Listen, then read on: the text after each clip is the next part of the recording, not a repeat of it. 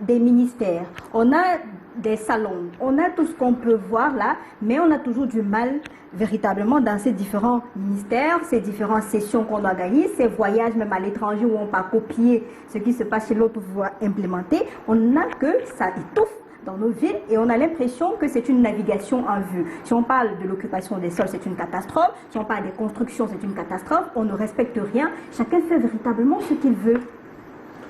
Lille, là, je donnerai l'avis premièrement d'un homme politique parce que je suis un élu local. Et je donnerai un deuxième avis d'un citoyen de la communauté et qui a des aspirations. Il faut reconnaître, la ville a été pensée. C'est-à-dire que ne pas le dire, c'est être injuste. La ville a été pensée. Et on est confronté à plusieurs problèmes. L'un des premiers problèmes, c'est que quand on revient une catastrophe politique, ça c'est ce qu'on vit tous les jours, ça c'est ce que les élus que nous vivons tous les jours, on se positionne comme quelqu'un qui peut apporter des problèmes, des solutions à tous les problèmes. Il ne passe pas une journée, c'est-à-dire je suis urbaniste, je suis gendarme, je suis policier, je suis vraiment, je suis interpellé à tout et je dois apporter une solution. Et avec, à la fin, un chantage politique, c'est-à-dire que il y a des concitoyens, peut-être qu'il n'a même pas une carte d'électeur, mais quand il te pose un problème, et pourtant, dans les mêmes forats dans lesquels je suis abonné, parfois il y a peut-être depuis plus de 2 mois qu'on a commencé la sensibilisation, par exemple, pour la pollution visuelle, c'est-à-dire qu'avec les motos, on ne comprend pas, c'est-à-dire qu'on voit certains qui ont des plaques d'immatriculation, qui ont des rétroviseurs, qui ont des phares, mais d'autres qui s'en foutent, c'est-à-dire tu vois un moteur neuf, mais le gars il a enlevé. Et lorsque l'autorité examine, fait l'autopsie, et prend un certain nombre de décisions et dit désormais, nous allons appliquer. Et on dit dans un mois, sensibiliser tous les syndicats des moteurs taxis et tout et tout. Mais tu arrives encore à avoir des amis, des camarades, des voisins qui t'appellent et qui te disent on a arrêté le moteur de mon gars. C'est quoi le motif? Il a le permis B, il n'a pas le permis A. Et parfois, quand tu vas même pour intervenir, tu trouves que la moto même en question, elle n'a ni rétroviseur, ni phare.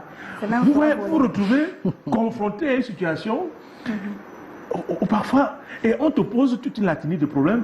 Les enfants sont à l'école, tu vois, c'est avec ça qu'ils nourrissent la famille. Et on arrive à ce qu'on appelle la tolérance administrative. Un élu comme moi, si je vous dis que je ne cède pas tous les jours, je cède.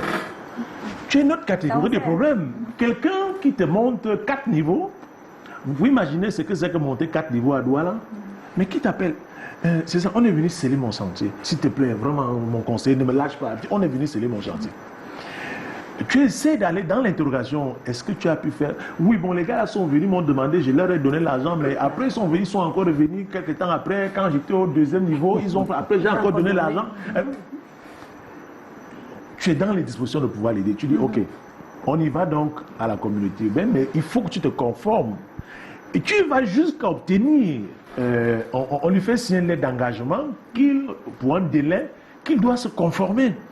Mais jusqu'à là, ça passe pour lui difficilement. Il est en train de monter 4 niveaux, mais il te dit que mais pour le permis là, on est en train de parler des millions, alors qu'il est en train d'investir. Ouais, le type de mentalité que nous avons. Maintenant, pour pouvoir parler par exemple de la cloison démographique, je peux vous dire que Lille, lorsque vous atterrissez à l'aéroport de Douala, je pense que ça fait partie des rares aéroports sur une quarantaine de pays que j'ai quand même eu la chance de découvrir dans le monde. Je n'ai pas honte de le dire que Douala, quand on va atterrir, il est encore mieux d'atterrir dans la nuit. Là, ça fait merci de nous reconnaître. Alors. Non, on espère que le ministre des Transports a compris et qu'il pourra revenir là. C'est dans ma zone. Ça veut dire que s'il faut appliquer les textes et le plan d'urbanisation, on va raser à partir de Youpela jusqu'à la Dibamba. Raser. Parce que Douala reste l'un des rares aéroports au monde où on a encore des habitations autour. Donc, je voudrais appeler, ça c'est aussi une sensibilisation, pour ceux qui habitent ces zones-là. Oui, même si on ne va pas me voter, mais ils doivent intégrer. D'ailleurs, personne ne te sortira un titre foncier. S'il te sort un titre foncier, ça veut dire que nous allons retomber dans les cas où on sanctionne des gens tous les jours dans ces ministères qu'on vient de citer là, que ce soit à la communauté, bien que ce soit au MINCAF, on les sanctionne tous les jours. D'accord. Et parfois, ces décideurs se posent bien la question, comment est-ce que le pouvoir de l'argent est en train de phagocyter le civisme citoyen? Et ça devient aussi compliqué pour nos villes parce qu'on est dans une léthargie indescriptible et il va falloir véritablement migrer vers des villes modernes pour que nos populations puissent avoir un cadre de vie agréable. Parce que là maintenant, avec ces situations actuelles, ça accentue la pauvreté, la misère et tout ce qui va avec.